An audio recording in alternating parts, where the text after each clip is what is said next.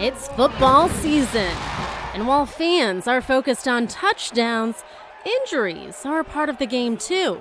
Do you think getting a big injury is the biggest fear that football players have? Oh, yes, ma'am. Yes, ma'am. I feel like that is the biggest fear, and then I feel like coming back from an injury. Really, I'm like, dang, I don't want to miss a spring game. Like, I really wanted to play in. It was my first spring here. But an injury isn't just physical. When we lose that ability to participate in a sport, especially, we know that the higher the elite level, the more that identity can play a role. And so this role of being who I am is connected to how I perform. What does that mean when I can't perform? We're learning new insights on how our mental health shapes recovery. So your mental state can actually make it physically harder for you to recover, as you were just saying. Yeah. I haven't heard that before. Absolutely. Welcome to the Wellness Files, a podcast where we explore practical tools, research, and real stories. I'm your host, Carrie Beal, and today we're sitting down with sports psychologist Logan Hartnell. All right, we're here with Dr. Logan Hartnell with Clemson University sports psychologist. So thank you so much for joining us. Glad to be here. So we are here in the Athletic Recovery Center. For people who are not familiar with this space, can you explain what it is? What's here? Yeah, so this is this amazing recovery space that we have here on campus for our athletes. And so what it is it's a wellness-focused recovery space that allows them to have different types of modalities that's going to help their body and their mind recover. So that includes things like sensory deprivation tank, we have red light therapy, we have massage, different types of massage therapies, different types of heat or cold therapy, depending on what they're needing for that moment in time. But most importantly, it's an environment that's very much focused on the overall well-being of our athletes, not just their performance. So giving them opportunities to pause, to take in themselves, to be able to breathe and focus on what's next in their lives. Yeah, pretty cool.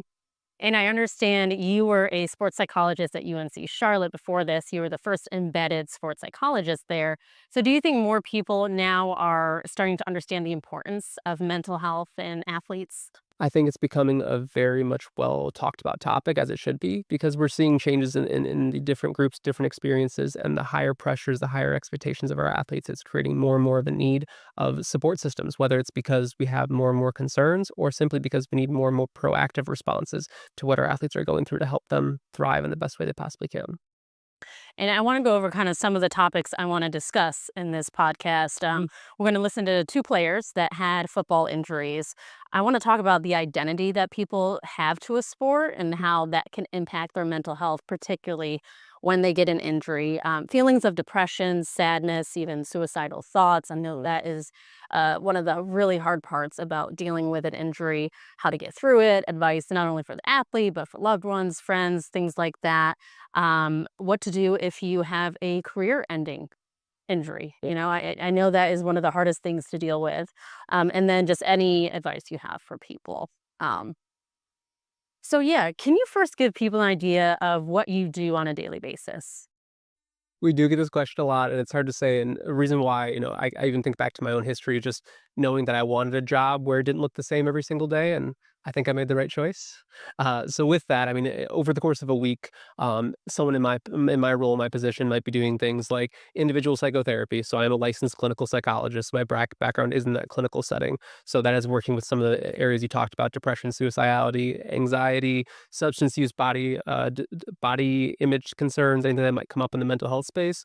And then I'm also trained specifically for working with athletes in both those mental health realms and performance psychology. So first part of that, right? Psychotherapy, any concerns that are happening within the college population, we're used to seeing trauma, depression, anxiety. Yeah. And then you add in the performance aspect of it, which of course means more of how do we then take what we know about these experiences and provide, whether it's skills, understandings, different mindsets that might help an athlete perform to their best ability. Because we understand now, especially more than ever, that there is obviously the physical component of the game, which we can never take away. There's always going to be the skills necessary to be great at a sport, but then also how do you have the mental capacity to also use your knowledge, your understanding, your resiliency to push through and endure and do all the things that are necessary to get to the highest physical elite status of sport.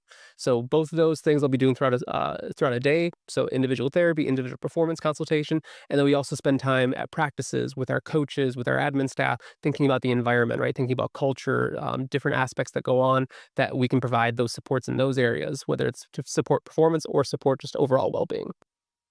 How much of recovery from a sports injury is mental versus physical? That's a tough question. I feel like one, we are very well aware that the body and the mind, they're connected. So physiological experiences can affect how you respond mentally, and your mental responses can also impact how you respond physiologically.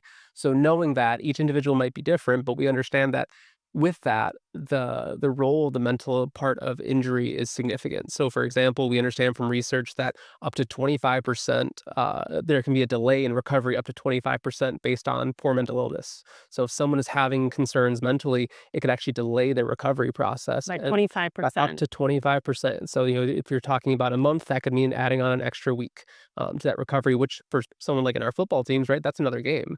So that's significant. And then not to mention, if we have that experience, how is that impacting them socially? Because you brought up the identity piece earlier, right? And so understanding that this mental component to injury is important. And then, of course, the way that our body responds is important. So a big aspect of recovery is inflammation, right? So depending on what's going on in our body, we might be struggling with high inflammation. And when there's high inflammation, that usually involves a aspect of our brain called cortisol. And so that hormone is produced based off of stress responses. So if mentally we're going through a lot of stressful experiences, trouble at home, trouble with relationships, academic stressors, that's going to increase the cortisol in our system. For most folks, that's not a concern. We need that in our system. Yep. But if it's overdrawn, if it's overriding our system, that can create more inflammation in our body, thus reducing our ability to recover.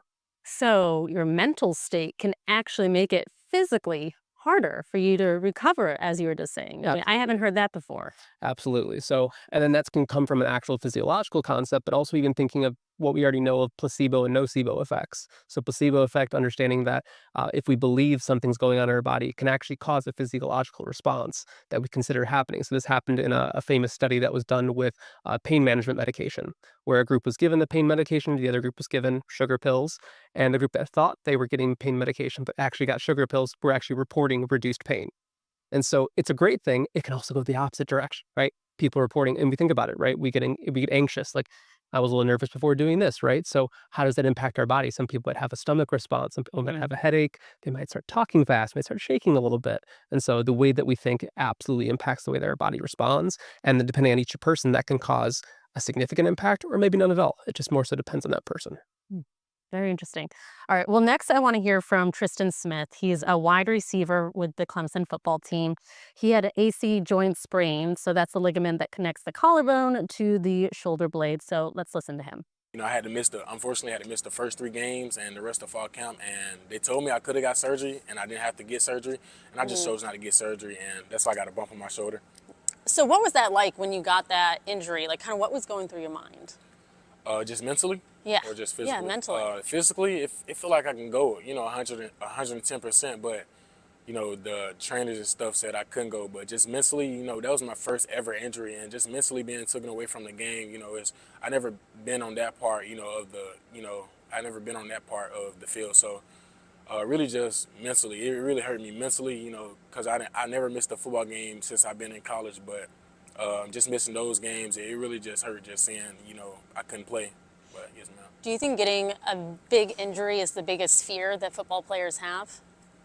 Yes, ma'am. Yes, ma'am. I feel like that is the biggest fear, and then I feel like coming back from an injury, that's another good one. But that'll hurt your dream. That's a lot on you, especially if you're just playing, you're making plays and stuff, and you just happen to get hurt doing something you love to do. I feel like that plays a big role, in life. Because particularly if you want to take it to the next level, right? Yes, if ma'am. you're in college and you want to go to the NFL, Yes, ma'am. I mean, do you think, in some way an injury, it could ruin your future? Yes, right? ma'am. Really just how you go about, coming back from it, just how you attack treatment, how you attack your days off away from football, away from film. I feel like, if you want it really bad enough, you would do everything it takes to get back, and do extra treatment, do all the extra stuff to get back to, being 110%. And take me back again to the injury. Was that during a game? Was that practice? Oh, it was fall camp. Fall so camp. Just like how we're doing now, just fall camp. And I was going up for a catch and just came down on my shoulder wrong. And I tried to stand up and it was just like, hurting. It was hurting real bad. And it was just like a knot there. And went to the doctor the same day. That's when they told me I had an AC joint sprain. Oh, yeah. Yes, ma'am. Not what you want to hear, right? So you were out 3-4 games? you said? I was out the first two games. First I two was out the games? first 2 games, but I came back in the third game. But I played the first 2 quarters, and then the same thing happened in the second quarter. I fell and re-aggravated my shoulder and missed the rest of that game. But then after that, I just played. Had to, toughen up and just play the rest of the season. So what's your mindset now when you go in? Do you worry that sometimes you can No. re-aggravate it? No, ma'am. Is it like, how do you mentally deal with that? I feel like if you worry about getting hurt or getting injured, you're not going to play your best. And that's more likely how you get injured if you're playing scared. So really just, playing fast, it's football at the end of the day. I chose to play football, and that's something that comes with it. So, I'm really not worried about getting hurt at all. So really just playing the game. That's all it is, making plays again, like I said. What advice do you have for others who might be going through an injury or, maybe sometimes they do worry about it? The advice I would give people, really just, talk to somebody. Somebody might be going through the same thing you're going through. It hurts your mental, and I feel like you don't want to be alone or by yourself locked in a cage, when you're going through that, because somebody can go through it with you. You have, as a football player, you have 90 other guys on the team that, you're not the only injured person on the team, and just talk to somebody who had a recent injury in the past and just see how they got over it. And I feel like that's going to help you come back mentally strong and physically strong at the end of the day. All right. So with that interview, Tristan, he spoke a lot about, just leaning on other people when you're going through an injury. There's 90 people or more sometimes on a football team. I know with other sports, you have a lot of times different athletes who you can lean on. Why is that so important? Why is like the social part of recovering from an injury important? We kind of spoke to it before with just the way that our bodies responds to our mental state. And so having a great support system, having trusted, connected people around you is going to increase your mental experience, right? So you're going to feel more connected, like you belong more. And you spoke to it earlier with that identity piece. When we lose that ability to participate in a sport, especially, we know that the higher the elite level, the more that identity can play a role. And so this role of being who I am is connected to how I perform. What does that mean when I can't perform?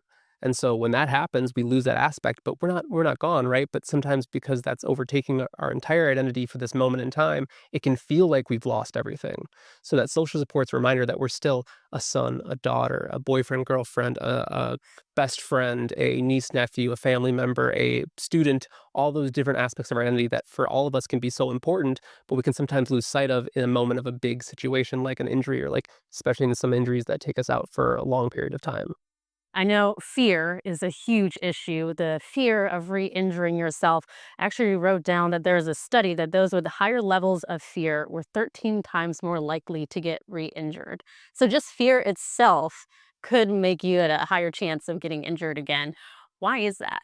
So at the end of the day, trauma to the body is trauma, right? And so how we respond to trauma can be different for every individual, but our mind's going to be like, ow, that hurt. Let's not do that again.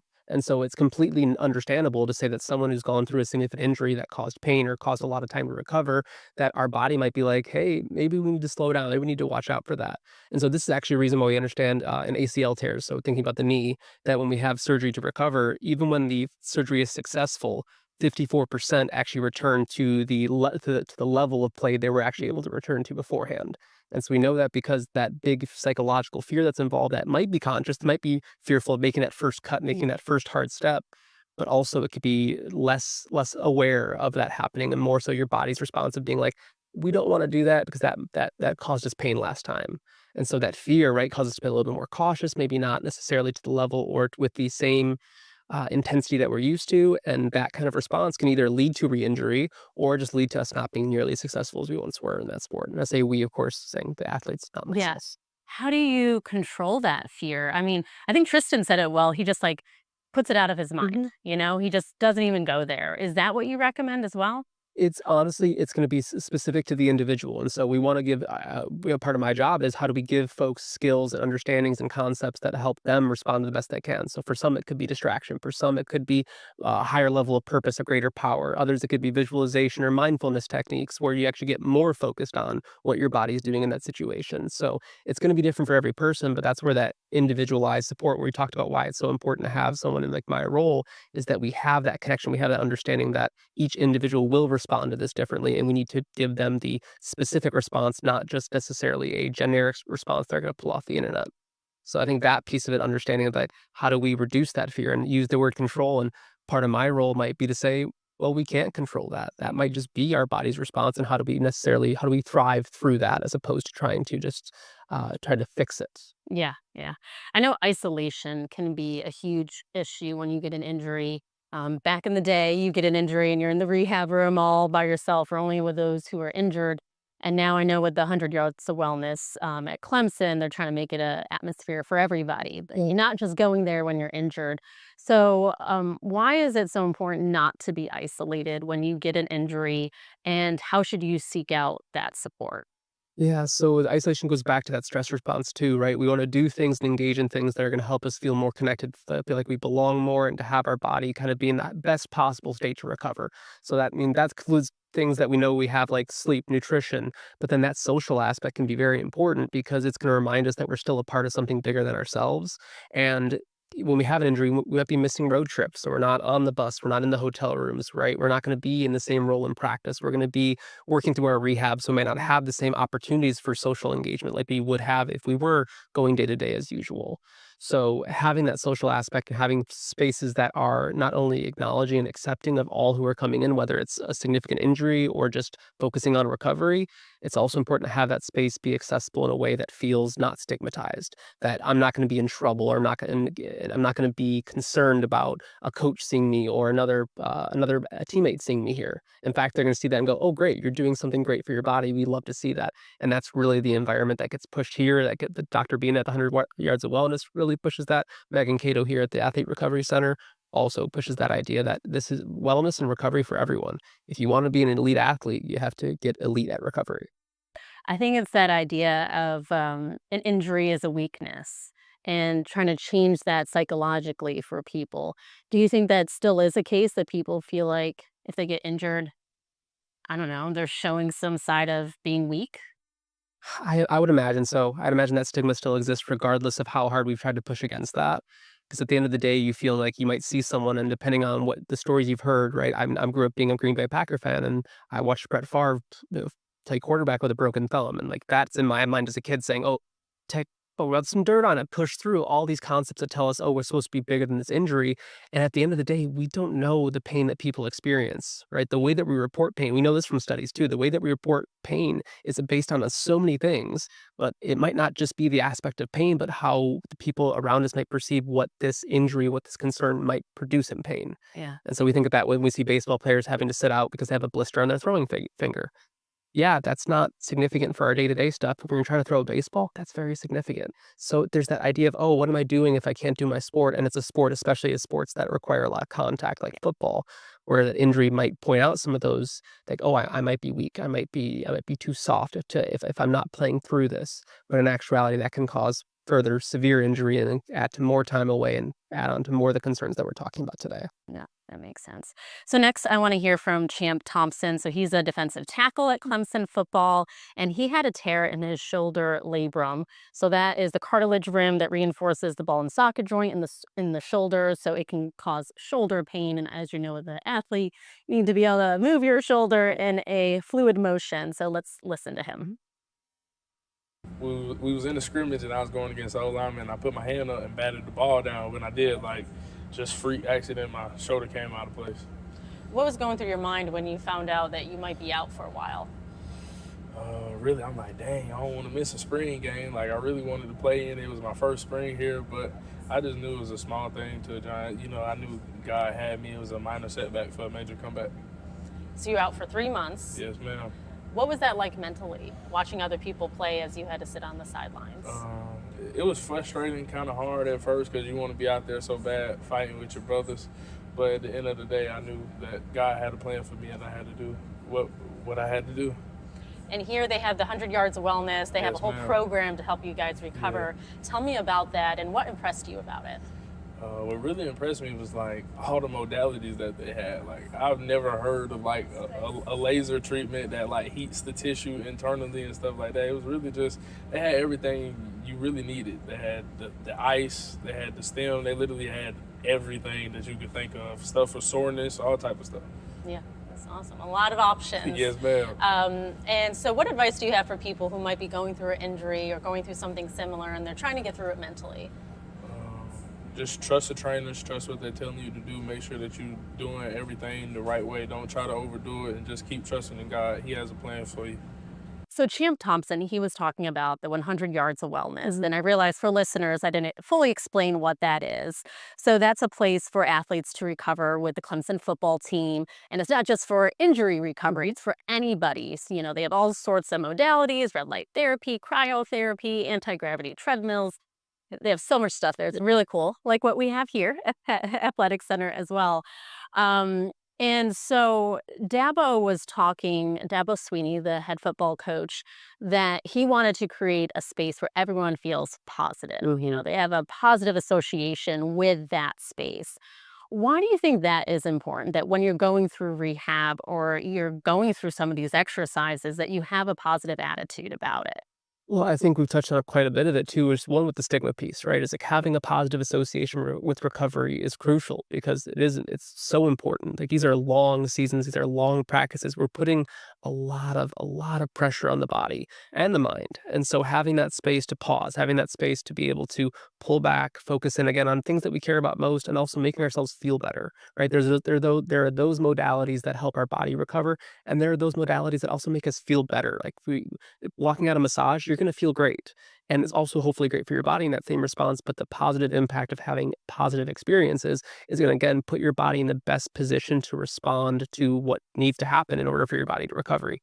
And so we want those things. We want the sleep, we want the nutrition, but we also want the spaces that say, do what's good for your body, and so you can feel good about it when you go home, because that's going to reduce, again, some of those hormones in our system that might not be helpful to have too much of, or it's also going to put our body in the best possible position to do what it does best, which is to say, hey, we got something going on. Let's make sure we send all of our resources to that area, the shoulder, the knee, the head, wherever it might need to be able to recover and get back as soon as possible and lead fulfilling lives. I know for some athletes, they experience depression or suicidal thoughts when they get a major injury, particularly if it can be career ending. How common is that to experience depression when you have an injury? So whether it's depression, we can call it specific. We can call it about depression, anxiety. At the end of it, what's going to happen is we're talking about more of symptoms of experiences that they might be having. So an injury can lead to a lot of concerns. Again, right? Trauma to the body, it's going to affect the way we can do certain things. And especially if we derive a lot of our identity, a lot of our purpose, or even just a lot of our joy from doing activities that we can't do anymore, we're going to be losing out on that. We're going to be having a little bit of a gap or a hole. And what we actually find it's more associated with, rather than depression, is grief. Right? It's the idea that we were losing something. And more importantly, it's not the idea of just losing what we thought we had in that moment in time, but also all the plans that we thought about for the future, right? We had this thought of how the season was going to go and how our experiences were going to be or what my college career was going to look like. And injury can change that in a moment's notice. And so knowing that, it's so important that we pay attention to what's going on in our bodies and to our friends and to our teammates to say, okay, things are happening, right? We have a tendency to do things that might not be helpful, like isolate, right? And so putting us in positions where we're not going to be in the best possible space to give our body what it needs to recover. I was actually looking at some of the stories that our sister stations have done as well, and our affiliate Fox 5 in Las Vegas. They interviewed a gentleman who had a severe back injury. He thought he was going to be a professional basketball player, and so basically ended his career. He found art to be something that kind of eased his mind. And he actually started a whole art program in Las Vegas. And it not only helps who may be an athlete in his situation, but it helps anybody that's going through a mental struggle. How do you suggest people find purpose again when they have a career-ending injury? Yeah, it's no short of a task to be able to do that, because again, a lot of the folks at these levels especially, they come here with expectations of trying to go to that next level. But at some point in their career, whether it's through injury, whether it's through life circumstance, whether it's through just the reality of not a lot of people go into pro sport, it's that loss of that identity, that loss of that plan. And so how do we stay connected to that? We get more in touch with our values, right? So looking into, well, why did we do the sport to begin with? Was it just about because I was good at it, or was it because there was a part of the sport that I really enjoyed, or a part of my position, or the way that I got to interact with my teammates? And so finding that purpose can honestly be looking into the whole reason why you were here to begin with. And if that answer is just because I was great at something, it's okay. Let's also find more things that you're great at.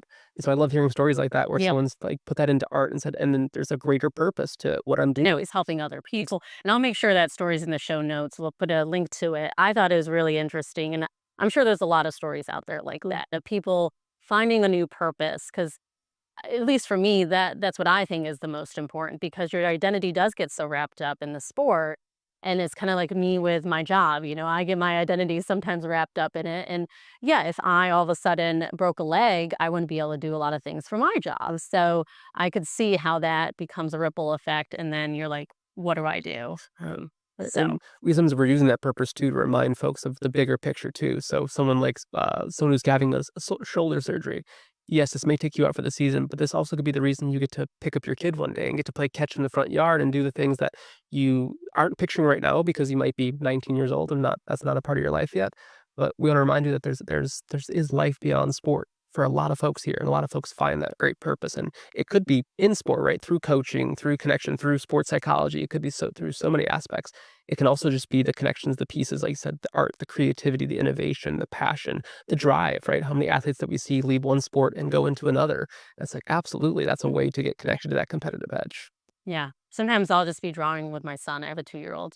And like he'll throw a tantrum and then we're drawing and I'm like, oh, this is calming. No, it's something about art or music, it like, Or just play, right? Playing a sport. That's why we have these great recreational leagues that play kickball, dodgeball, all those things. Like, yeah, keep playing, keep being like bringing that part out of yourself. yeah, even if maybe it's not the sport that you intended. Exactly.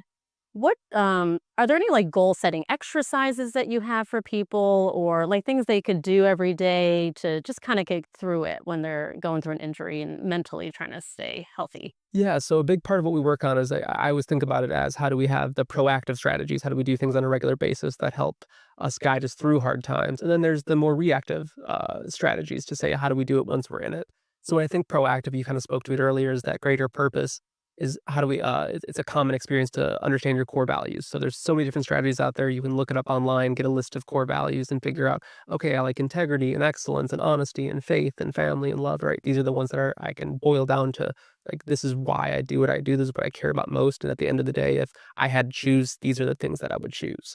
So I think that's a great proactive understanding because that aligns with purpose. So the more that we align our values with what we're trying to do every day and how do we take steps towards that, it gives us direction. So if my goal one day is to get to the NFL, the NBA, pro softball, pro lacrosse, that's great. I'm not going to get there today, but what can I do today to get there, to get closer to that goal? And so the same goes for, I'm having trouble finding my purpose. I'm having trouble finding my identity.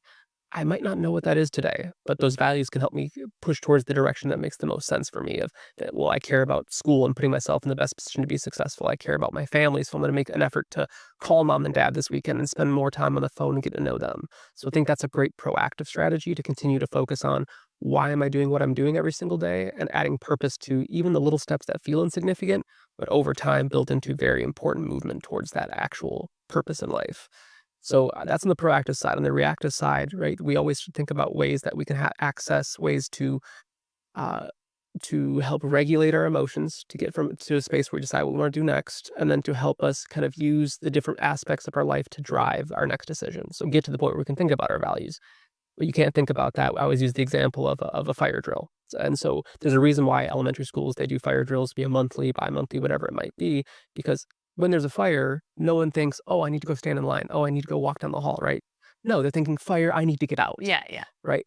A lot of that can be true for when we have certain kind of emotions. So we have intense emotions. We're not thinking about, let me think about my values. Let me think about the things that I care about most. Yeah. We're thinking, I can't stand what's going on right now. I need to do something. That something might be built out of anger, out of sadness. I want to scream, I want to yell, I want to cry. And we're not going to think about the things that could help us in that moment. We're going to think about, this is all I can think about. So part of a fire drill is how do we practice these skills on a regular basis so that when that time comes, it's like, I know I'm upset. I know I'm nervous right now, but I got to do those things that I talked about. So basic breathing exercises. So one that we kind of start with, right, is just making that exhale longer than the inhale. Okay, So yeah, and a nice slow exhale. And so that's going to activate the part of your brain that's more that higher order thinking, that thoughts of like, here's what I care about most. And it's going to start pushing down more of those feelings, help regulate some of those feelings that put the the part of our brain that says run, fight, like you got to do something. And so that long, slow exhale. So there's other aspects. Box breathing is very What's common. box breathing? So so you think of a box. So it's in for 4, hold, out for 4, hold, in Okay. for 4. So it kind of creates a box, right? And so there's so many different exercises. You can look up basic breathing exercises, but for me, it's just a reminder that find the one that works for you. There's one called one of my favorites. We call it the warrior breath. It's just a double inhale. So it's when you get to the top. So you inhale twice, which is I think Andrew Huberman does that one sometimes. He says, breathe in as much as you can, and then try a little bit more. Exactly. I've seen him do it on a few late shows.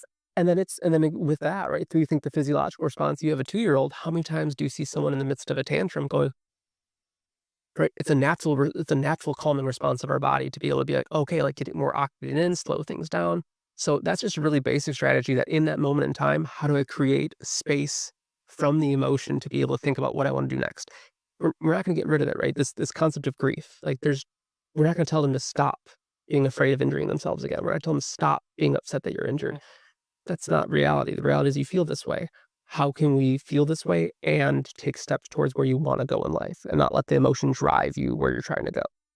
It's kind of like the emotions won't necessarily go away. You'll just be better at managing them. Exactly. And that's the main goal that we have here is life doesn't get easier. It just gets a different kind of hard. So we're not going to teach you, I'm not going to give you advice for this specific situation, unless, of course, it calls for that. But we're going to give you experiences, practices, strategies, concepts that help you understand, here's how I handle hard situations better.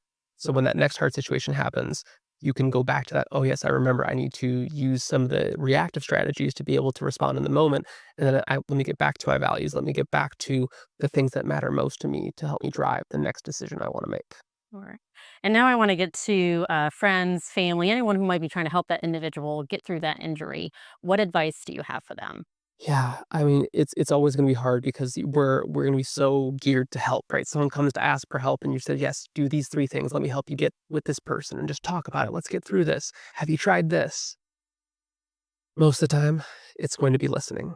More than anything is that you have someone who has a problem that you're not going to fix. Again, I'm not going to take away your emotion. I'm not going to be able to say, breathe 3 times and you're going to feel better. Yeah, you might feel a little bit better. It might help you decide what you want to do next. It's not going to erase the grief that maybe you can't play for the next month, the next year, the rest of your college career. And so with that, it's important to know that, hey, I'm here for you through the good and the bad. You do not need to do anything in this space. Can you feel what you need to feel? And if you're feeling like you need more support, how do we help you either in this moment or get you into a space that gets you that more support?